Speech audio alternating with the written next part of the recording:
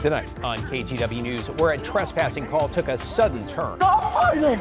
Stop fighting! And sent 2 police officers to the hospital.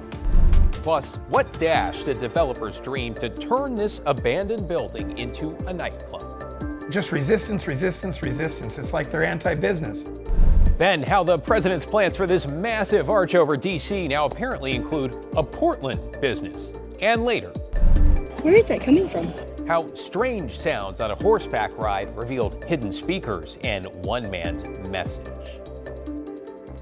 First at 11, an Oregon connection after a naval helicopter crashed on the other side of the world. We're glad you're with us tonight. I'm David Mulco. The military saying the commander who was on board and went missing is now apparently presumed dead is in fact from Oregon. Alma McCarty's in the newsroom. Alma, from what I'm reading, it sounds like there are a lot of questions over exactly why that chopper went down. And David, the U.S. Navy only said the helicopter made an emergency landing on July 1st somewhere in the Arabian Sea, stressing there's no indication that emergency was caused by hostile action. Commander Gabriel Edwards was the commanding officer of Helicopter Sea Combat Squadron 5, and after 4 days, the Navy suspended search efforts.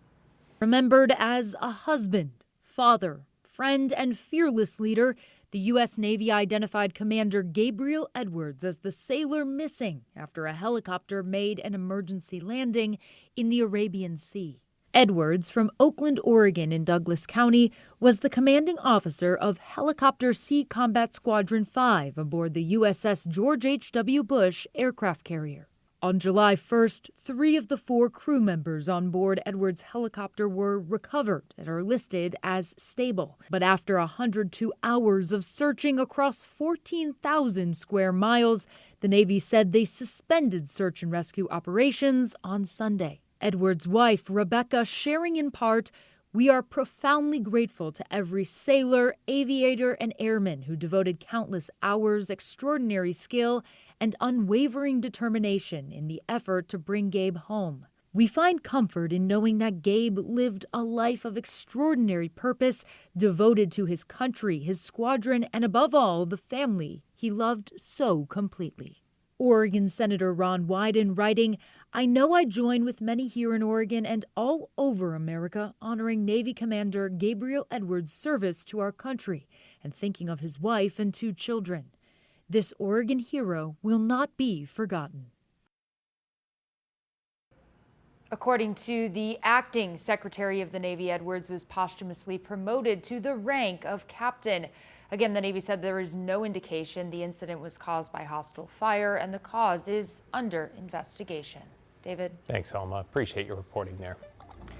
New tonight, the U.S. Department of Justice is threatening election officials in all 50 states that they could face criminal charges over non-citizen voting. The Trump administration has falsely claimed non-citizen voting is a widespread issue. Again, we should reiterate there is zero evidence, zero of that claim. Letters from the DOJ give states 5 days to explain how they'll comply with federal eligibility laws and maintain, quote, clean voter lists. The letters did not say what would happen if the states did not meet the deadline, but said election officers, including in Oregon and Washington, could be criminally prosecuted if they were found to be aiding or abetting, again, non-citizen voting.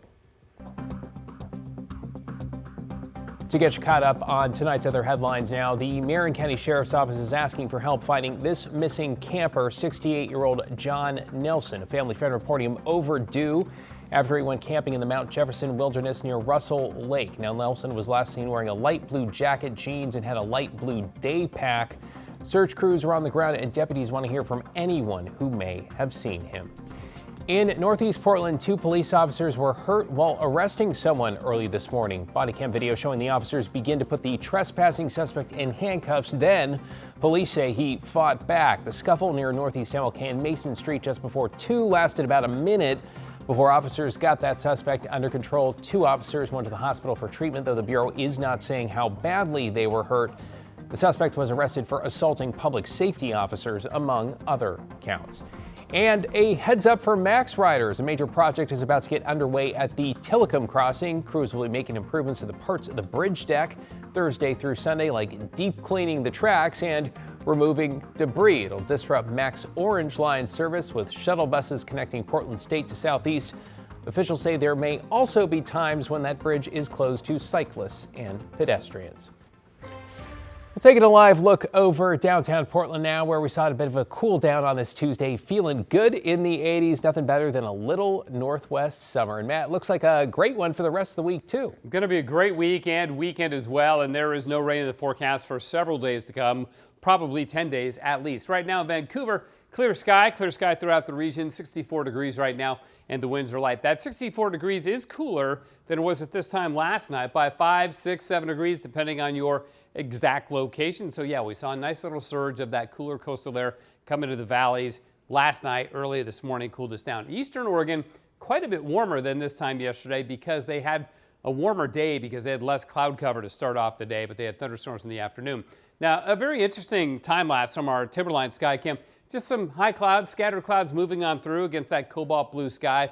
It was a beautiful, beautiful day. There were showers and thunderstorms, as I said, earlier in the day. Now just a few showers left over in parts of Baker, Umatilla, and Wallowa counties in northeast Oregon, and those will be winding down quickly as well. So morning clouds tomorrow and then sun. Very pleasant temperatures all week long.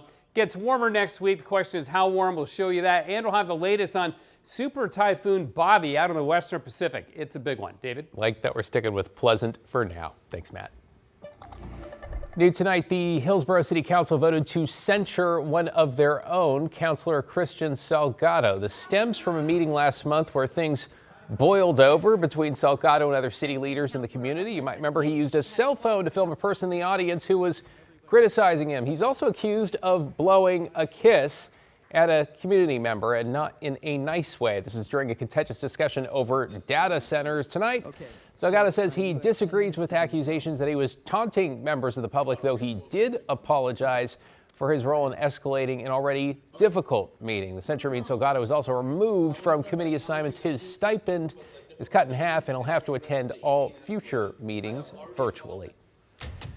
Also new at 11, the city of Portland appears to be backing a new agreement allowing Portland General Electric to remove hundreds of trees from Forest Park so it can upgrade transmission lines. Catherine Cook's here. Catherine, this feels like the latest twist, and after years of back and forth. So what are you learning? Yeah, David, so let's start with a little background. Over a year ago, the city approved PGE's plan for transmission upgrades. That included removing nearly 400 trees from 5 acres of Forest Park. A conservationist appealed, and City Council voted to halt PGE's plan after hours of public testimony. Then PGE appealed that decision. Months of mediation between PGE, the city, and opponents of the Harborton Reliability Project followed. The power company has long argued transmission line upgrades are necessary to keep up with demand and meet climate goals. Meanwhile, the Forest Park Conservancy has maintained impacted streams and wetlands are irreplaceable, and promising things like replanting trees ignores immediate impact. That brings us to last week when the city signed this new agreement. Under it, PGE would fork over $5.5 million for environmental mitigation. That's $3.1 million more than they originally proposed. Opponents think it should have been more than that, and they're frustrated. Forest Park Conservancy shared this statement from Board Vice Chair Carol Hardy. Quote, "This agreement threatens to turn public review into a formality. We urge Portlanders to make their voices heard and tell City Council not to give away critical park resources, predetermine the outcome of a future application, or sideline the public input that helped protect the park in the first place." A city spokesperson told us the conservation groups were included in the negotiation process, but they ultimately decided not to sign the final agreement. This isn't a done deal yet. PGE has to file an updated land use application, but the agreement promises the city will process the application promptly. David. Now the saga continues. Catherine Cook there. Thanks, Catherine. You know, speaking of PGE, to some relief for most customers who should see lower rates on their next bills, with data centers forced to pay up. That's after the Oregon Public Utility Commission approved PGE's updated rates, with large data centers paying nearly 30% more. Residential customers, you'll see their bills drop about $2 a month, while small businesses, you could see savings of about 4%. I think any little bit helps, you know, especially with low-income families and everything like that. So I think it helps out a lot. I'm a single household myself, so I think it'll make a difference. Again, this is only PGE for now. Last year, Oregon became the first state to legally protect families and small businesses from rate hikes caused by large data center development. Well, the big news for the Portland Athletic Club, which has been purchased and will remain a tennis club. The decades-old facility in Southwest Portland was on the verge of being sold and converted into a pickleball business. Lots of opinions there, but the club supporters signed a petition and did what they could to keep its legacy intact. According to the Save Portland Athletic Club campaign organizers, it will operate as Beaverton Sports Club moving forward and will stay focused on tennis. The historic black-owned club first opened in 1977.